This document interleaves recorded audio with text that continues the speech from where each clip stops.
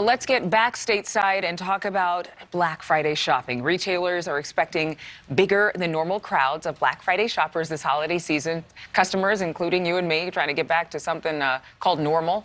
But with the rising prices, the supply chain crisis, worker shortages, is that going to affect our shopping experience? Our national correspondent Paul Gerke is live in New York with a look at Black Friday 2021. Good morning, Paul. Good morning, Adrienne. Black Friday 2021 is a lot like the weather. It depends on where you are. And where we are right now, about 20 miles north of New York City, there's not a whole lot shaking. I'm in front of a Best Buy. We popped in just after it opened this morning. I spoke to the manager there. He said they had 3 people waiting in line when the doors opened at 5 a.m. And those supply chain issues you mentioned, Adrienne, not really affecting them except in one very specific area. So here are the deets if you're going out looking for something in particular on Black Friday. Video game consoles do not stay in stock. The manager here at Best Buy said they rarely have them at all. We're talking PS5, the Xbox Series X, the Switch, even the old Xbox, he said they can't keep on the shelves. But everything else, they're stock full of right now.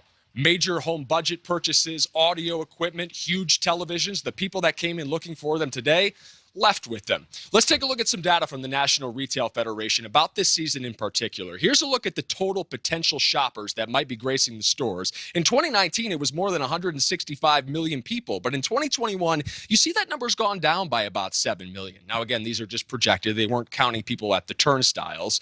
But one of the reasons for this might be that people started shopping for the holiday earlier this year. In fact, according to their data, 46% of us started shopping earlier.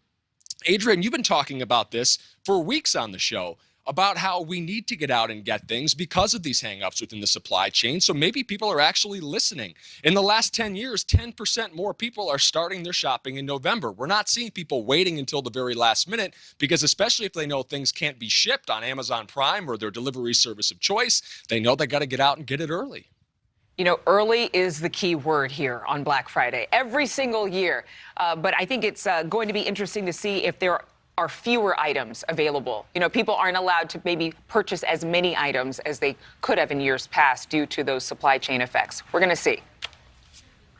Paul Gerke. It really depends on what you're looking for, I think, Adrienne. And if you're able to get it online. A lot of these doorbuster deals that you would see lines outside the door for. In fact, I can move out of the way a little bit. You can kind of see that there are barricades that they set up just in case something like that happened this morning. But those doorbuster deals are now being offered online, perhaps a week in advance, 2 weeks in advance, all month long. So it's spread out over a longer amount of time. There isn't this major crush to get those big items. Yeah. Thank you so much for watching. Make sure to click on the red subscribe button below so you can get more of NewsNation's fact-driven, unbiased coverage.